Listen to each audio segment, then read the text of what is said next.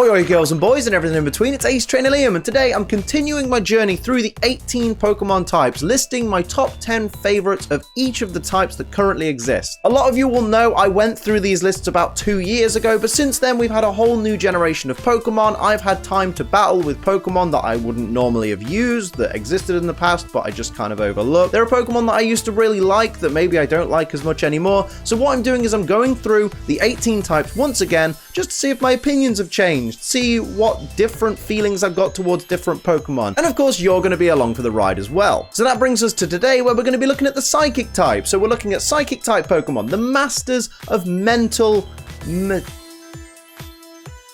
What's a good word? You see, if I was a Psychic type, I'd know this, because I'd be smarter than I am, but, you know, history proves I'm pretty dumb. Let's just talk about Psychic types. Okay, Psychic types, generally just really stupidly smart, or they have telekinetic powers, or they have telepathic abilities, or they're just, you know what, the Psychic type actually is just really freaking cool. So let's jump straight in and talk about my top 10 favorite Psychic type Pokemon. Number 10, Wobbuffet. Wobbuffet is an absolute mess, and that's why I love it so much. It's a Pokemon that can't actually directly attack any other Pokemon. It stands there, it takes punishment, and then boom, delivers it straight back. I mean, yeah, it can have Destiny Bond, so if you knock it out, it can knock you out at the same time. If you use a physical attack on it, it can use counter if it's predicted you right and send you back that damage. It can use Mirror Coat, which of course is the special attacking version of counter. It's just a fun Pokemon. It stands there, it takes a beating, and then it delivers it right back. I love Wobbuffet for that. And I mean, at this point, it's an absolute icon of the Pokemon anime. Like, Team Rocket without Wobbuffet is it's just not right. It doesn't feel right. Wobbuffet needs to be there with Team Rocket all the time. Otherwise, it just feels empty. It's the equivalent to Team Rocket without Meowth. It just doesn't feel right anymore. Like, Team Rocket used to be Jesse, James, Meowth, and then anything else. It didn't really matter what other Pokemon was scattered in there. But now, Jesse, James, Meowth, and Wobbuffet is just, that's the proper Team Rocket in my opinion. And just, Wobbuffet, you just do so well. You're so great. Love you, dude. Number 9, Bruxfish.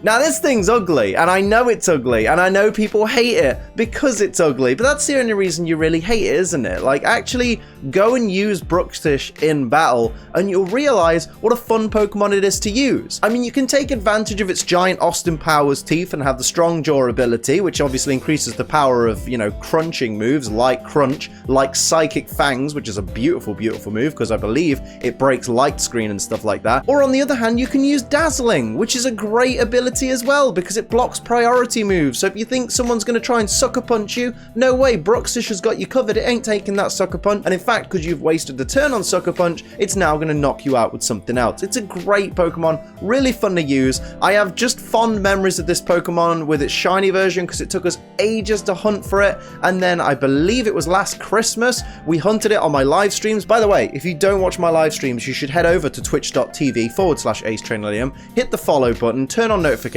so you can catch me when I'm live, because you're actually missing out. Like, if you don't watch my live streams, you're missing out on like the most fun thing about my online presence. Honestly, it's better than my YouTube channel, come on. But yeah, during my Christmas live stream that I did last year on Christmas Day, we did get our shiny Bruxfish. I believe we got shiny Bruxfish that day, or maybe we only got Delibird. I'm not sure, but I know we were hunting for that Christmas fish, because its shiny does look very, very festive. Go check it out. I'm not going to show it on screen because I want you to do some research. You got to start to learn to do things for yourself, am I right? I'm just looking out for you. Number 8, Malamar. Malamar is exactly what I wanted Inkay to evolve into. And I mean, obviously, shout out to Inkay for having the best evolution process ever. Turn your 3DS upside down when it hits level 30, I believe, off the top of my head. Level 30, 3DS upside down, and then the game will realize that 3DS is upside down and go, okay, well, let's switch this around and make this into a Malamar then. And Malamar's just so perfect. It's fantastic. Like, Dark and Psychic, all right, it's 4 times weak to Bug. Everything I love is 4 times weak to something. Malamar's great. It's evil. It's sinister. It's so perfect. It looks like an evil villain with the way it stands, and it looks like it's got a cloak like the Gluckons from Abe's Odyssey and Abe's Exodus, if anyone knows those games. I'll flash a Gluckon up on the screen and you'll know exactly what I mean when I say that Malamar reminds me of Gluckons, and I love that game series. It's my favorite of all time, so it makes sense that I love Malamar. And also just, ooh, Malamar with the Contrary ability, which raises its stats if ever its stats are low. Oh. It's a thing of beauty. Number 7, Reuniclus.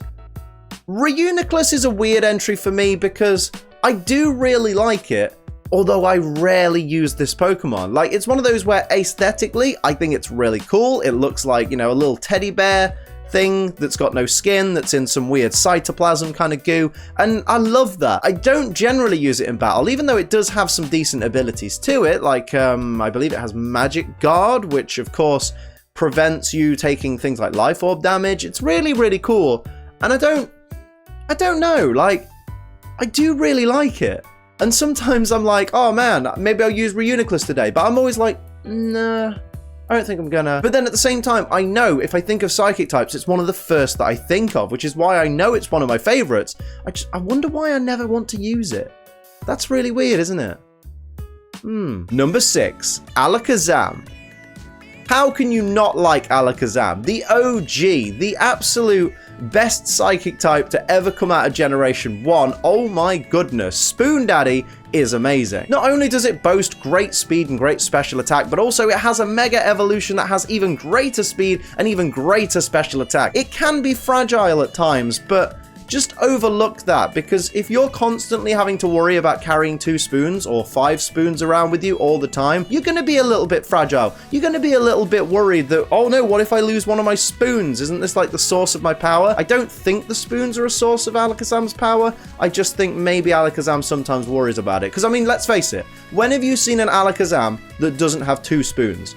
Or 5 spoons if it's a Mega. How many Alakazams do you know that walk around like some cheap-ass Kadabra with just 1 spoon? It doesn't happen. So the spoons must be important, right? The spoons must have some significance. So I think that's probably where the fragile nature of Alakazam comes from, because it worries about the trivial things. You know, it's got an IQ of 4,000 or 5,000 or whatever it's supposed to be, yet it's so worried about losing its spoons.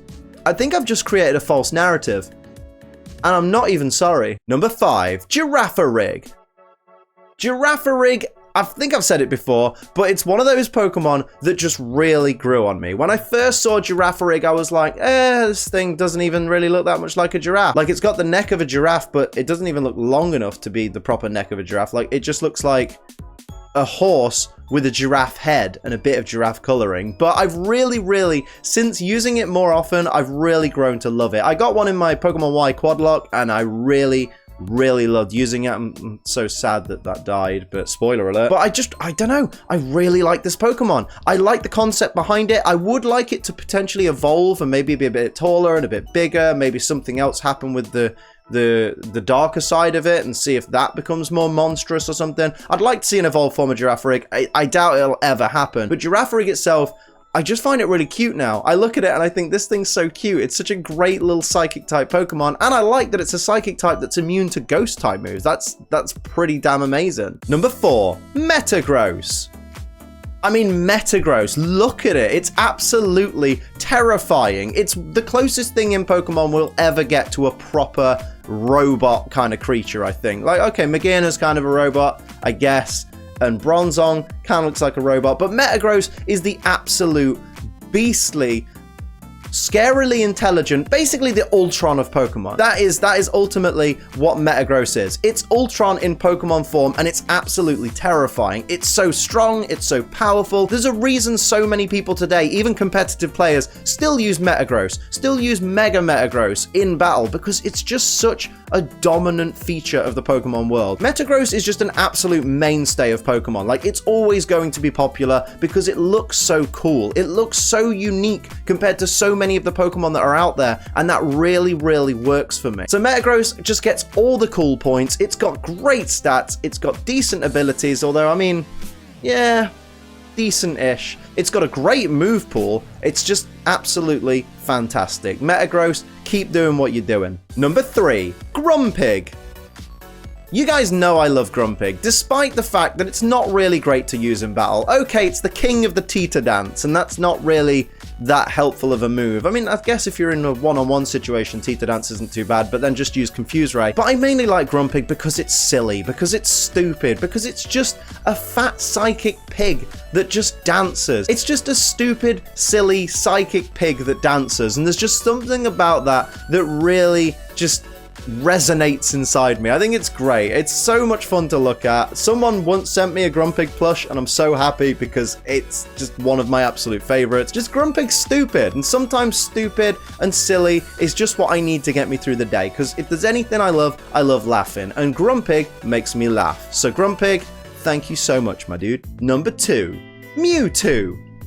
Yeah, incidentally, that wasn't by design, Mewtwo being number 2, but for good reason, Mewtwo is in the number 2 spot because it's one of my almost absolute favorite psychic types. I'm not really a fan of either of its mega evolutions. I hate to be that guy, but I just don't like either of them. Like the fighting type one, Mewtwo X, is the pure psychic type one, Mewtwo Y, yeah, it's got better stats, it's got insomnia, great, but just no. I like OG Mewtwo. I mean, I just love the lore behind Mewtwo. I think it's fantastic. I also don't think a man-made Pokemon like Mewtwo should be able to mega evolve if Mew can't, but that's a story for another day. But Mewtwo's lore is fantastic. Created by man, mistreated by man, absolutely punished by humans, and then just acts out, kills a whole bunch of people. Like, let's remember, Mewtwo killed people. He actually did. And then goes off on a rampage and then goes throughout the world searching for its purpose. We've all felt like that. We've all wondered what our purpose is. I still don't quite know what my purpose is. Let me know what my purpose is down in the comments below.